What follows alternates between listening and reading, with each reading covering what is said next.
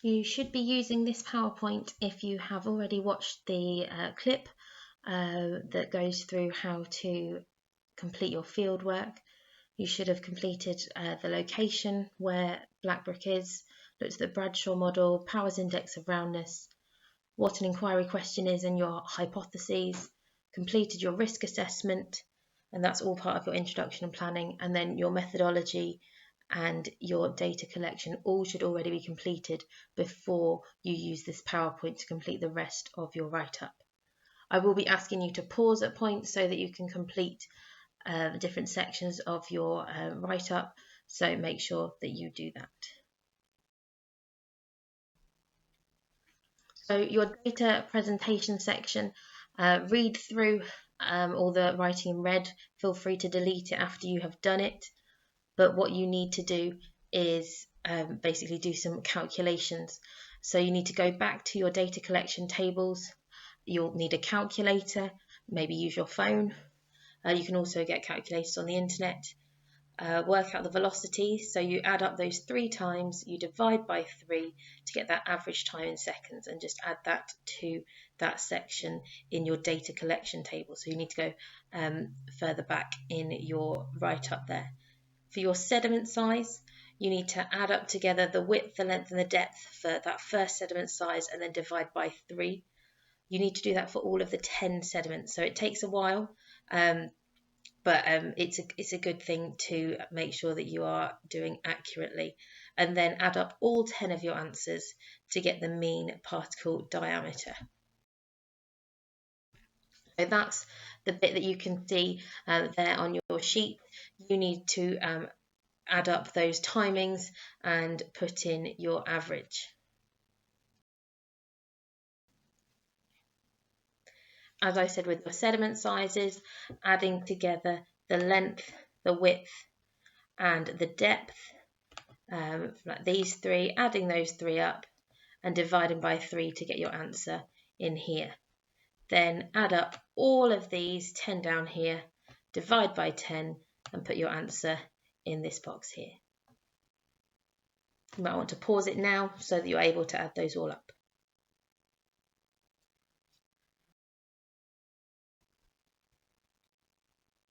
Again, you need to do the same thing for site 2, which is upstream, adding up these 3 times, dividing by 3 and putting your answer here. And then same thing with your sediment sizes, adding up these 3, dividing by 3 and your answer in here. And then adding up all 10 of these, dividing by 10 and putting your answer in there. I want to pause again before I go through the answers.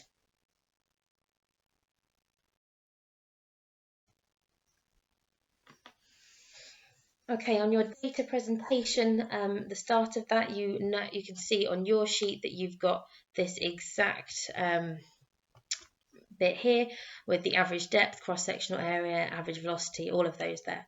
So you can see in red that I have put what the calculation is that you need to do. So I would suggest that you do these as best as you can. I've put on this slide here for cross-sectional area, it's the width times the average depth, and those were these numbers here. So you could work that out and see if you get it correct using the answers in a few slides time. So maybe try and work out these first, do these first calculations, put your answers in, and then go on to the next slide. So you might want to pause it now.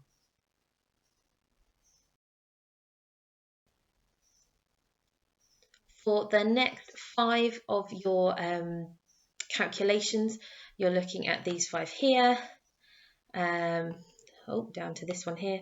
You can see again that I've put in your calculations for you so you can work it out yourself. This one here for the mean particle diameter, you need to go back to all of those calculations that you did, those 10. You need to put them in size order from smallest to largest and then choose that middle number. That middle number is actually the number between the 5th and 6th numbers. So see if you can work it out. Don't worry if you can't, if it gets too confusing, you have got the answers in a few slides time. For Powers Index, you're adding up all 10 numbers and then you are dividing it by 10. So that adds up to 39 and you divide that by 10. And then same thing for the median of powers index, those 10 numbers put in size order.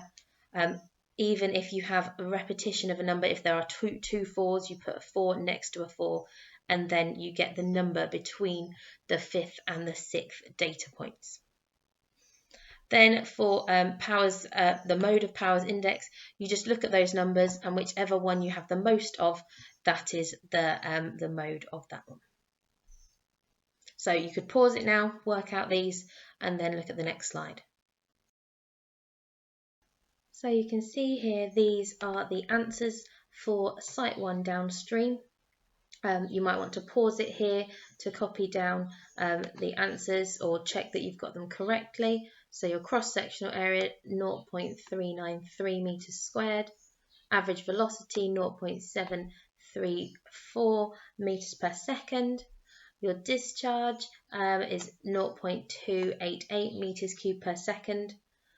The mean particle diameter you should have worked out, so that's just an easy copy from the table, 1.74. The median of the particles at 1.25. Means powers index, the mean of that 3.9, so almost 4. And then the median of powers index is 4 there as well.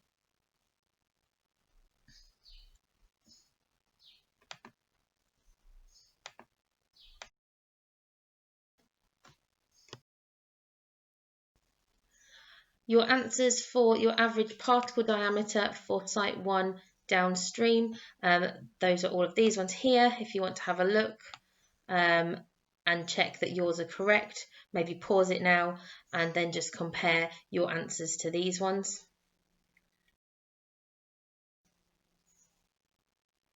And then you need to do the same thing for your Site 2 data.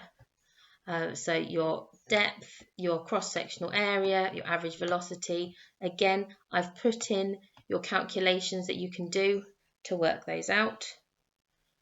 Pause it maybe, go back, figure out all of these answers.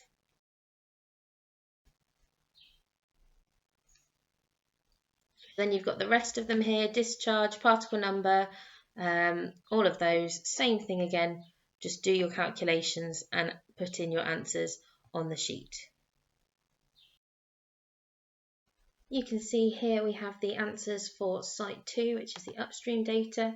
You might want to pause it on this page again so that you can check your answers with these ones here. Your average depth, your cross-sectional area, velocity, and so on. I would definitely check your median of the particle diameter as well.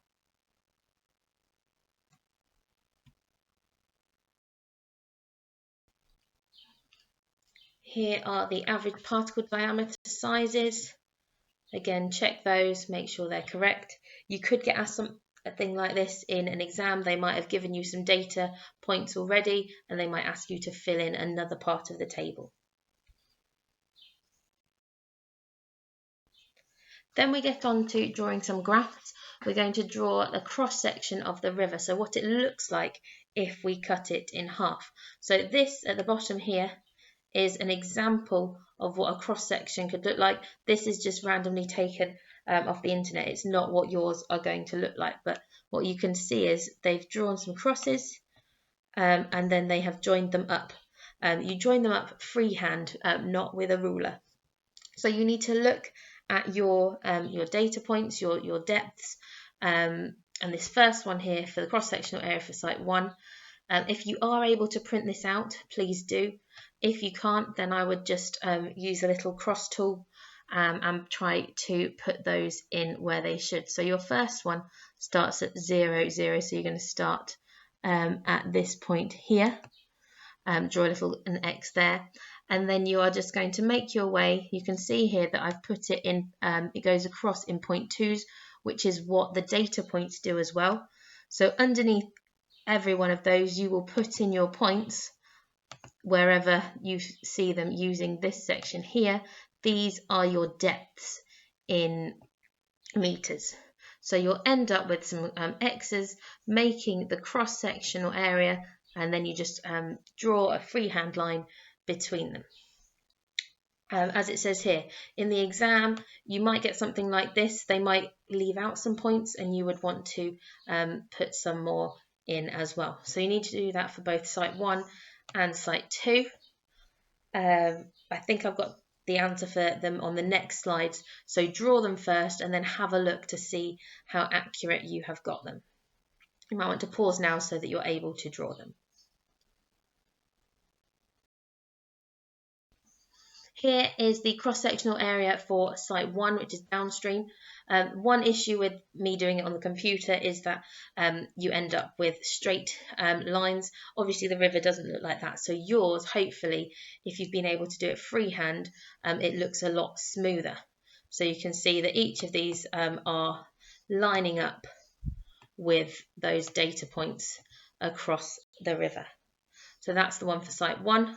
And on the next slide, you will see Site 2. So you can see they're quite different. On Site 2, it gets deeper and deeper and deeper. And then it was quite steep on the other side by the bank. So very different in terms of what they look like. And this one was actually wider. This next one, creating box and whisker plots, is a bit more difficult. We have to work out quartiles. You've already put your data in order with your, this is for your sediment data. So you've put them in numerical order. We've found our median, which for Site 1 was 1.25. We then have to work out the median of the first half of the data set and then the median of the other half of the data set. So what we need to do, because of the numbers that we've got 10 data points, it's quite easy. For the first data point for our first quartile, it's the third data point. And then for the third quartile, it is the 8th data point. So you can see that I've done it here for you. It's 1.03 centimetres and it is 1.53 centimetres. So I've done Site 1 for you. What I'd like you to do is try to work out Site 2. So you've got your median already, and then you just need to look at them in order. For your first quartile, remember your third number, and then for your third quartile, it is your 8th number. The reason why it doesn't say second quartile, the second quartile is actually the median, which I've written there for you as well. Here are your answers. So you should have your first quartile as being 1.53, your third as being 2.37. Don't worry about outliers, there aren't any, but there was just one for Site 1 because it was such a large number compared to the rest of the data set. So make sure you've got those correct. You're going to need this lowest number and this highest number, which are in your data points anyway, to draw your box and whisker plot. So here is your box and whisker plot for Site 1, and let me talk you through it. You can see that I've put all of these labels on it. So it's called a box and whisker because there's literally a box, this part here, and it has some whiskers that point off to the side, and that's where it's got its name from. So we start off with our lowest number, and we draw a little line with a ruler where that is. You can see up the side here we've got our sediment size in centimetres. We then draw a longer line where our first quartile is. If I change the colour we can see it better. First quartile. Then we draw another line where our median is, and then we draw another line where our third quartile is. And then you join them together to create your box. Then we need our highest number, you draw your line there, and then you connect it to the box. So you need to draw your box and whisker plot for Site 2. So you need to draw it there on the graph. And so all of your numbers that you need are here. So you can just go ahead, try and draw that. You could try and draw it. If you can print it out, please do that. If you can't, then there are plenty of things that you can use in Word to draw on there as well. I'd maybe pause it on this slide so that you're able to see what it looks like, and you've got the data set there as well.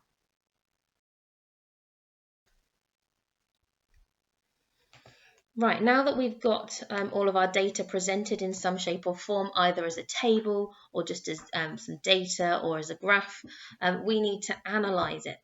And we look at whether we have proved our hypotheses. So you can look back at your first section, you've got your hypotheses there, and you need to look at your results and your data presentation to complete these sentences. You need to include data. That's really, really important. So I've written this first part here, and I've included two things to do with the hypothesis. So in terms of channel width and depth, we expected it to increase further downstream. And then I've said why, because of an increase in erosion, and also because that's what the Bradshaw model shows. I've then told you what my results showed. So they actually showed that it decreased, and I've put some numbers in there. And I've also said it's decreased in terms of depth. So that's just where you put your results in. Then I'm trying to explain why. So this may be due to, and first of all, they were very close together. Black Brook is also a tributary of a river, so it's not classed as a river. And so it maybe doesn't work as well using the Bradshaw model. There's also a weir between these 2 points. You can see in the picture on the slide that's a weir, so that could have an effect on the width because of the speed of the velocity of the water around there as well. I also saw, whilst I was walking around there's some human intervention between those two sites supporting the banks, and so therefore that could mean that that could be an input to the width and depth there.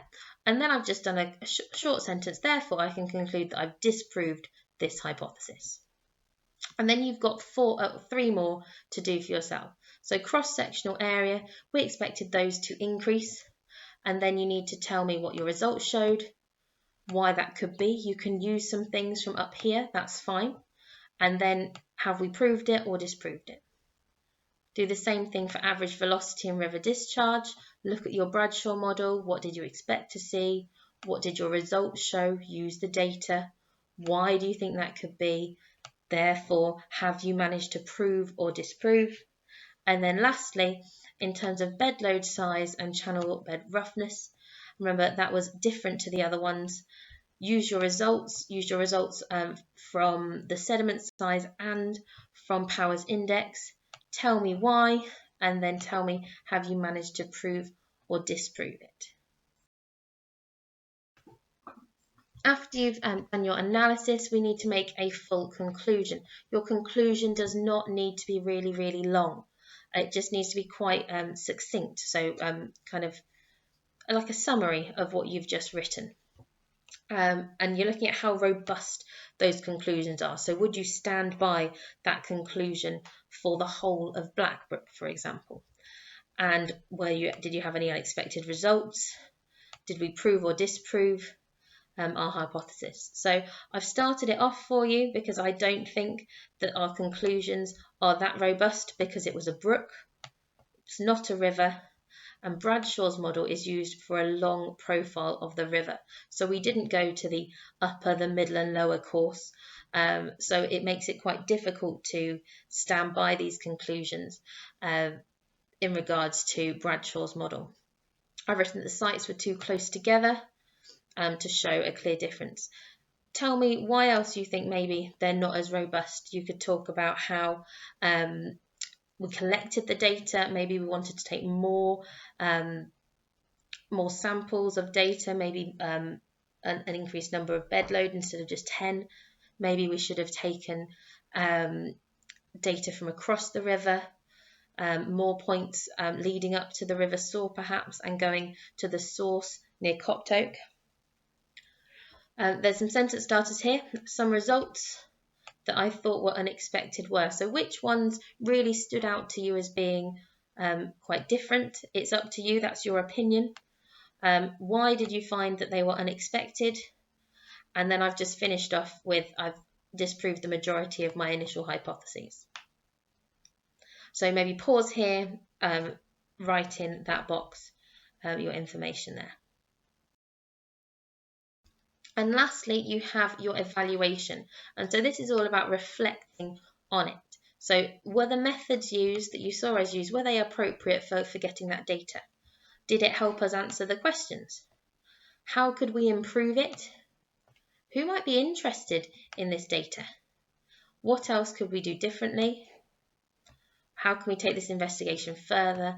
And are there any limitations? So if you remember back in your methodology section near the start, there is your methodology table that has limitations. So you might want to use some of that. Also, so I said there, your methodology table, and also use your data analysis to say whether you think it helped answer the question. The methods used, so I've started you off. I think the methods used for Black Brook were appropriate because, so think about why I chose them and why they're appropriate for getting the data we needed. How did these methods help us answer the question? Use your methodology table to help you answer that part.